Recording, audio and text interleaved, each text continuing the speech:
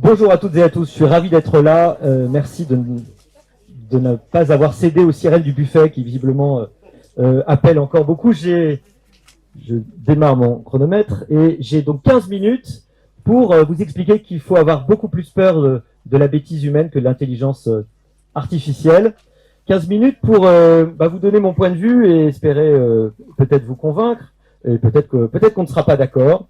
Vous savez ce que disait Machiavel, il y a deux choses qui font bouger les hommes, la peur et la nouveauté. Dans ce presque premier quart de siècle, on peut dire qu'on est relativement servi, en tout cas en matière de nouveauté. En matière de peur, peut-être pas tant que ça, en tout cas de crainte, et à la fois, il faut bien le dire, de fascination. D'aucuns diraient qu'on est peut-être parfois aussi comme les lapins dans les phares d'une voiture face à ces nouvelles technologies. Alors, la première grande idée que je veux défendre avec vous, c'est que, devant vous, c'est que l'un de nos problèmes, c'est l'accélération. Et c'est que l'histoire de l'humanité peut se lire comme une histoire de l'accélération des mutations technologiques et que notre rapport à la technologie, il est très ancien. Donc notre problème, c'est qu'on est sur une exponentielle. Vous avez fait un peu de maths. Le problème de l'exponentielle, c'est la dérivée seconde. C'est-à-dire, c'est pas la vitesse, c'est la vitesse de la vitesse. C'est-à-dire l'accélération. Non seulement ça va vite, mais ça va de plus en plus vite. Alors pour vous en convaincre, hop, faisons un petit retour en arrière. L'univers, 14 milliards d'années environ. La Terre, 4,5 milliards d'années. La vie est apparue 1 milliard d'années à peu près après.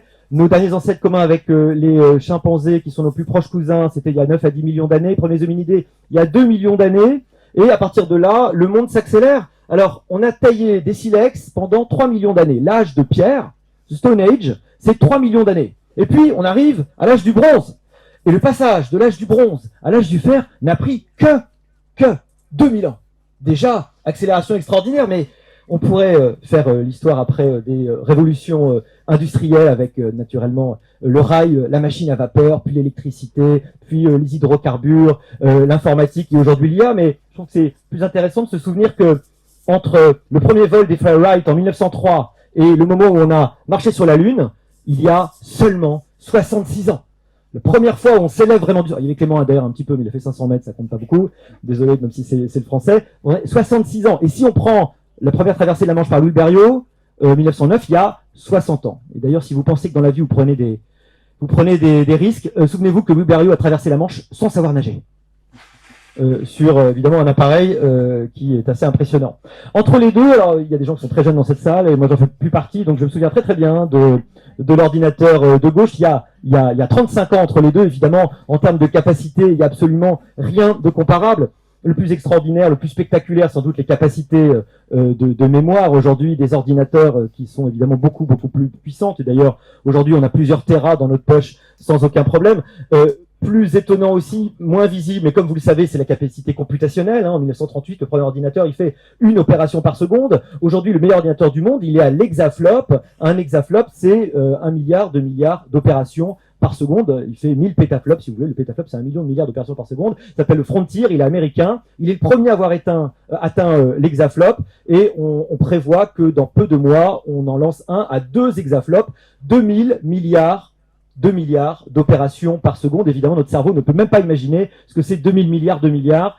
Mais vous prenez un et vous mettez un certain nombre de zéros et vous avez une très bonne idée. Tout ça s'accélère de plus en plus. Ce qui est très frappant, c'est que finalement, les consommations, les devices qu'on va tous utiliser vont se répandre de plus en plus, un peu comme le Covid, comme des formes de virus, de façon extrêmement rapide. Regardez, il a fallu 3,5 ans à Netflix pour avoir 1 million d'utilisateurs. OpenAI a eu 1 million d'utilisateurs en 15 jours, et aujourd'hui, comme vous le savez, il y en a plusieurs centaines de millions. Nous venons de passer l'anniversaire des 1 an de ChatGPT. J'ai un article dans le Figaro avec mon confrère, copain Laurent Alexandre hier d'ailleurs, où on fait un peu le point sur cette première année, une année complètement dingue. Entre le moment technologique du début et le moment technologique de la fin, il y a des différences extraordinaires. Comme vous le savez, il est déjà multimodal, vous lui envoyez des photos, vous dialoguez, il a progressé de façon extraordinaire en puissance. C'est une nouveauté qui est incroyable et qui fait que là où autrefois vous voyez les nouveautés, il fallait les compter en millions d'années, centaines de milliers, en centaines d'années. Aujourd'hui, la nouveauté, les différences réelles, elles se comptent en mois et même probablement plutôt en semaines, si ce n'est en jours. Il y a peut-être en réalité, quand on suit un peu, il n'y a pas une journée qui n'apporte pas de nouveautés absolument folles. C'est complètement dingue. En fait, 99% du temps de l'humanité, c'était, faut se souvenir, un monde stable. Vous mourriez dans le monde dans lequel vos ancêtres étaient nés. C'est-à-dire qu'il n'y avait absolument aucun changement, il n'y avait pas d'innovation, c'était énorme. Aujourd'hui, il nous semble normal de vivre dans un monde qui se transforme toujours. En fait, c'est rapide et c'est complètement nouveau. ChatGPT, c'est quand même la première fois que l'intelligence devient une forme de commodité. C'est-à-dire que nous une commoditisation de l'intelligence, qui est un peu comme un robinet, on ouvre, on a de l'intelligence. Jusque-là, l'intelligence, c'était le truc le plus rare. Il fallait des années, il fallait une personne formée, c'était rare. C'est un cerveau qui se fatigue vite, la bande passante est relativement faible. Pour avoir un neurochirurgien ou un radiologue, il va falloir le former pendant...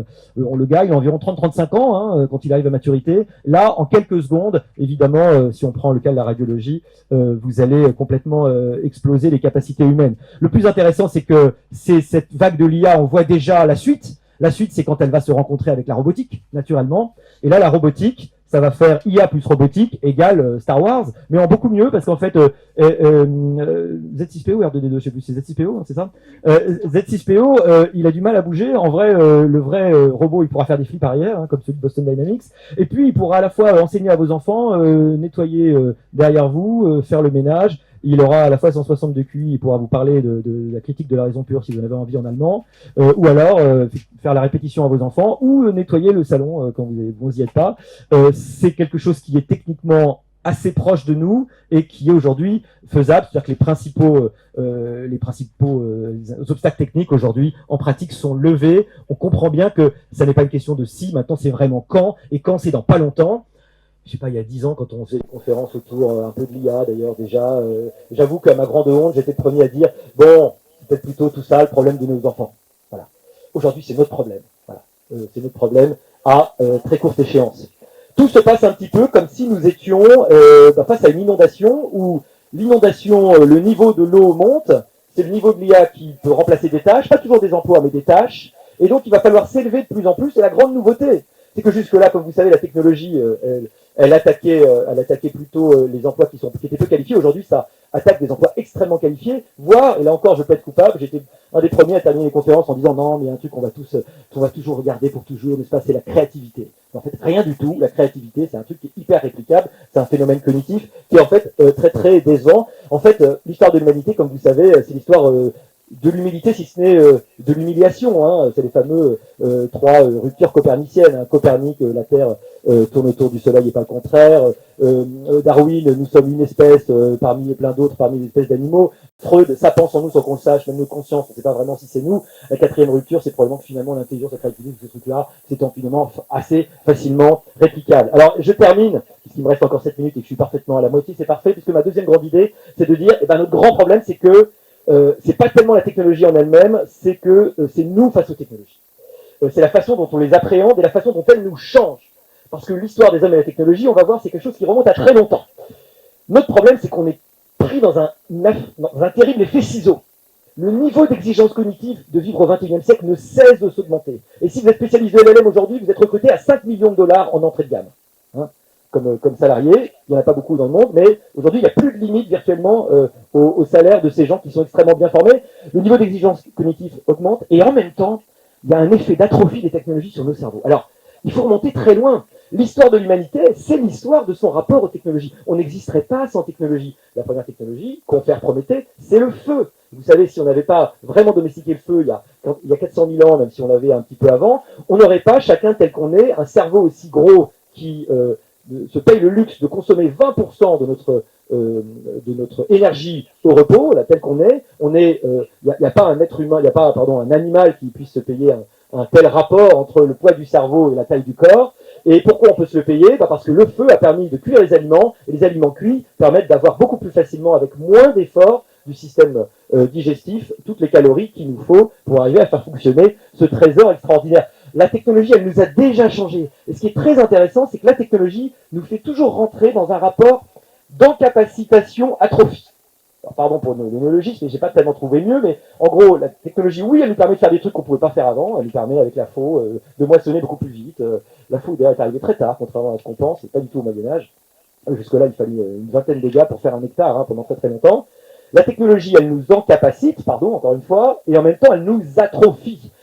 Quand on a inventé les lances composites, les paléoanthropologues montrent que très rapidement, on a perdu énormément de masse musculaire. Pourquoi? Parce que c'était plus la peine de courir aussi vite.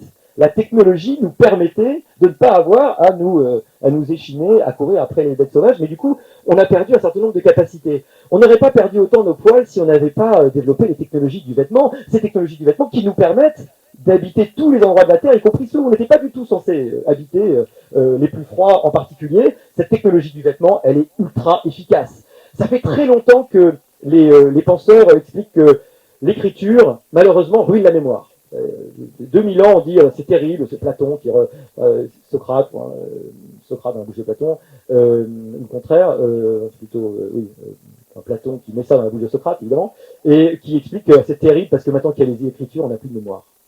Alors qu'autrefois, vous savez, Homère, c'est un rhapsode, je ne sais pas très bien s'il a existé, mais les rhapsodes, c'était des espèces de troubadours itinérants qui connaissaient par cœur des dizaines de milliers de vers. Et évidemment, tout bon grec connaissait par cœur l'Iliade et l'Odyssée. Et en fait, on a regretté que l'écriture soit un moyen pour nous d'avoir moins de mémoire. Il est possible qu'on ait eu moins de mémoire à partir de l'écriture.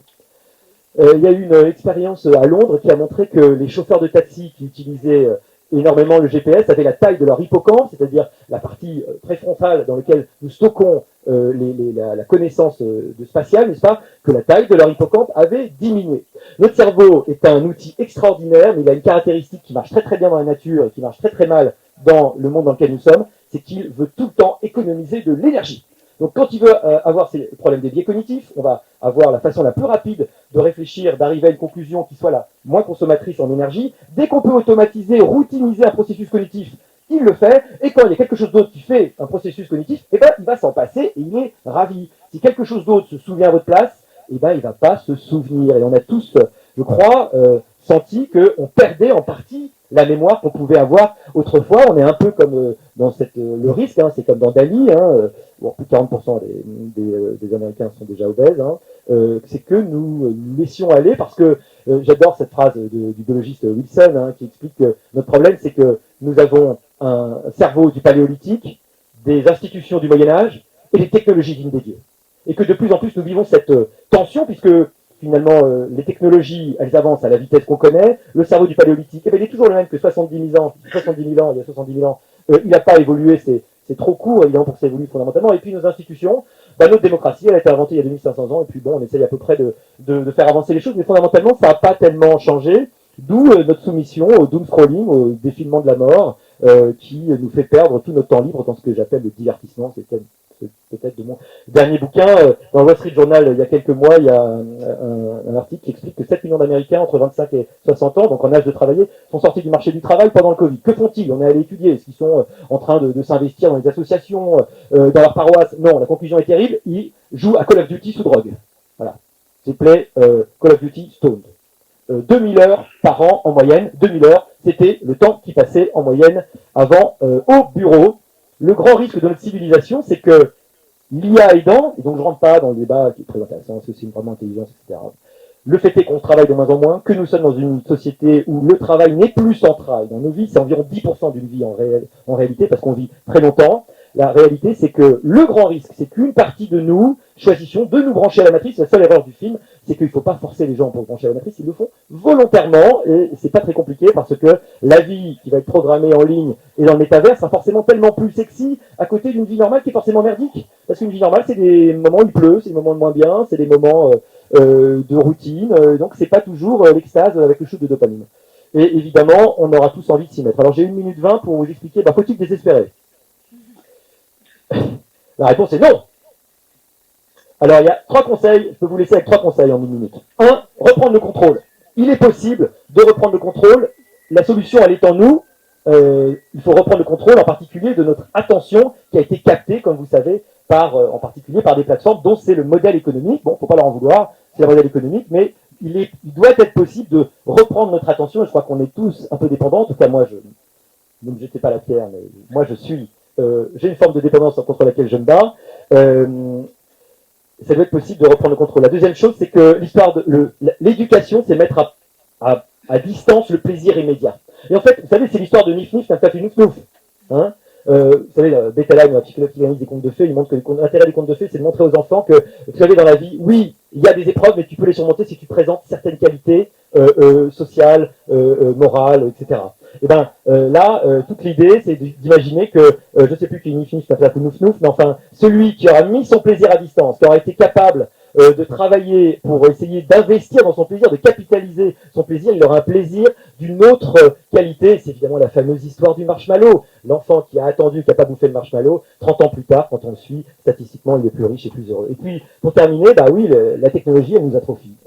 C'est sûr que de la même façon qu'on a appris à prendre l'escalier et pas l'escalator, parce que plutôt que de payer 1000 balles au Club Med Gym, c'est plus intelligent de prendre les escaliers dès que vous le pouvez, plutôt que les escalators, et ben il va falloir qu'on apprenne les escaliers de l'esprit, apprendre les escaliers de l'esprit, et pas les escalators de l'esprit, parce que pourtant, vous allez avoir en permanence à votre disposition une machine qui va se proposer de réfléchir à votre place, de décider à votre place, de faire la synthèse de tout à votre place, et de vivre votre vie à votre place. Ne laissez pas une machine vous prendre la vie. Vous savez, la machine, c'est comme l'argent, c'est un très bon serviteur, c'est un mauvais maître. Merci.